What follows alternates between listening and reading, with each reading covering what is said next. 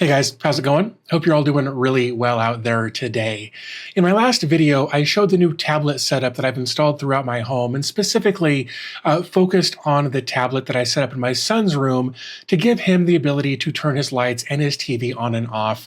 And that video is actually doing really well. So thank you guys so much for that. The whole idea for that video was to give him a bit more autonomy and independence in a way that was simple and reliable. One of the best comments on that previous video suggested a way to do this with hardware instead, building an RFID card reader so my kid could just scan a physical card to pick exactly which show or movie he wanted to watch. And that suggestion was genius, and I immediately knew that I had to try it. So I picked up an ESP32, an RFID reader, some cards, and a buzzer, and I got to work building the hardware solution.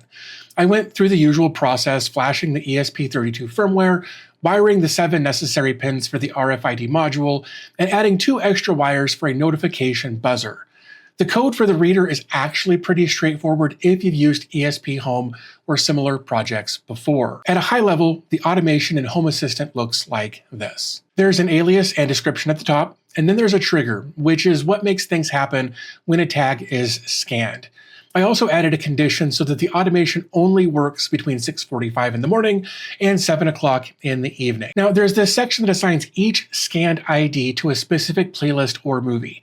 I grabbed these IDs by looking at the ESP32 logs while scanning cards, and then I wrote the name of the show on each card to keep them straight. After that, there's a core action inside an if statement. Turn on the TV, wait 3 seconds so the TV can go to the home screen, switch to the Plex app. The number that you'll see in the YAML here is 13535, and that's the specific ID for Plex on my Roku. Your Roku apps will have their own IDs, and you can pull those from the Roku apps list on your network. Then we wait a few more seconds so Plex has some time to load, and then we load the movie or playlist associated with the card that was scanned. Overall, it's pretty simple when you break it into individual steps. The buzzer provides audio feedback so he knows that the scan worked. That said, if you'd like a full dedicated video on the RFID build itself, let me know down in the comments section. Now, I'd spent a bit of time on this code, and I was really stoked that I had the hardware and the code working together.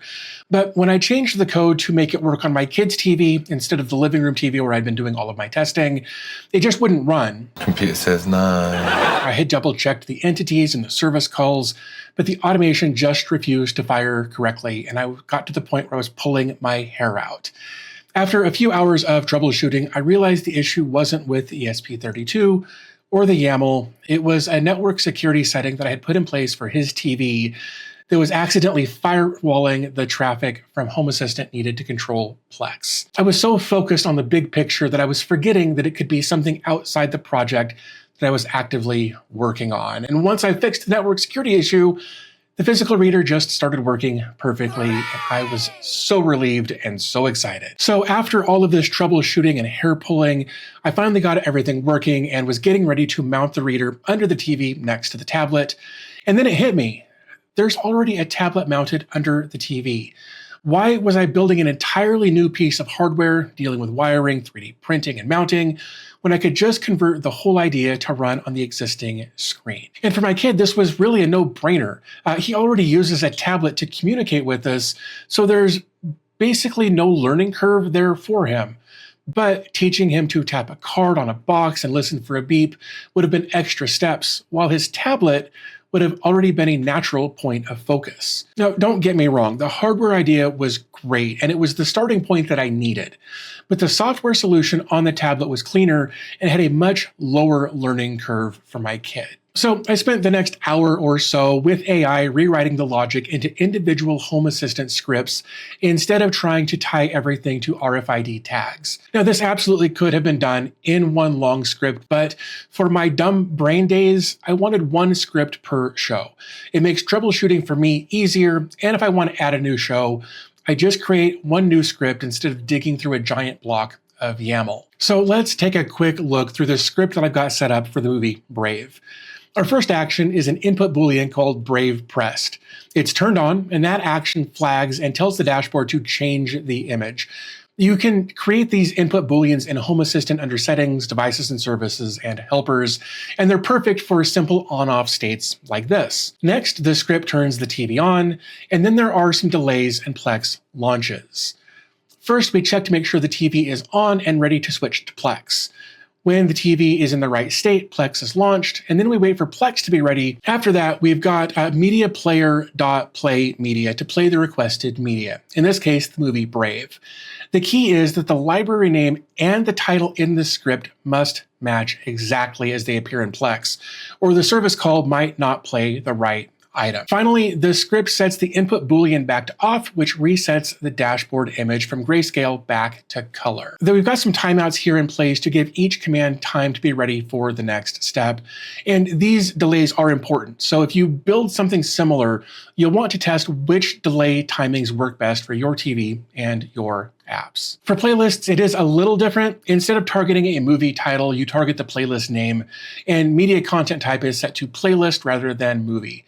I also added a shuffle option for the playlists so that he's not always watching the same episodes in the same order every time. Now, one interesting quirk that I found going through this process is that the playlists have to exist on the primary Plex user account for the Home Assistant service to call the right playlist in my setup. If you know why that is, or if you've got a workaround for it, please let me know in the comment section so we can help everybody out who wants to try this. Now, you don't have to structure your scripts exactly like this. If one big script makes more sense for you, then do it that way.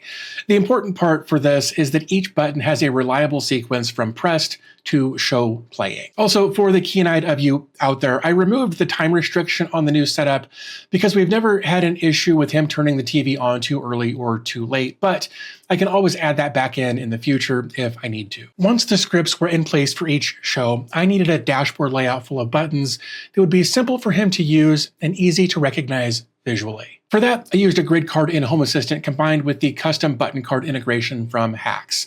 The button cards are configured as a picture entity style cards, and each one is tied to the input Boolean for a specific show. If you've never used custom button cards before, you can install custom button card through Hacks and then reference it in the dashboard YAML like I've done. The entity is the input Boolean for the show. The default image is the full color version of the show art. Under a state image, the on state uses a grayscale version of the image, and the off state uses the color version. The tap action simply calls the script for that show. On the tablet, when he taps a show, the input Boolean turns on, the image on that button switches from color to grayscale while the script runs, and once the script finishes, the Boolean resets and goes back to the color image. That visual change from color to grayscale and back again is kind of the final essential piece of the user experience. For a child who is focused on the tablet itself, that subtle shift is a clear visual confirmation that the button worked. Now you just need to wait for the show to start. Now, this whole journey really drove home for me that sometimes the best solution is the one that simplifies the experience for the person who needs it most. By moving from the RFID hardware to a tablet dashboard, my son gets maximum choice and autonomy with a setup that he already understands. And the implementation is cleaner for me to maintain.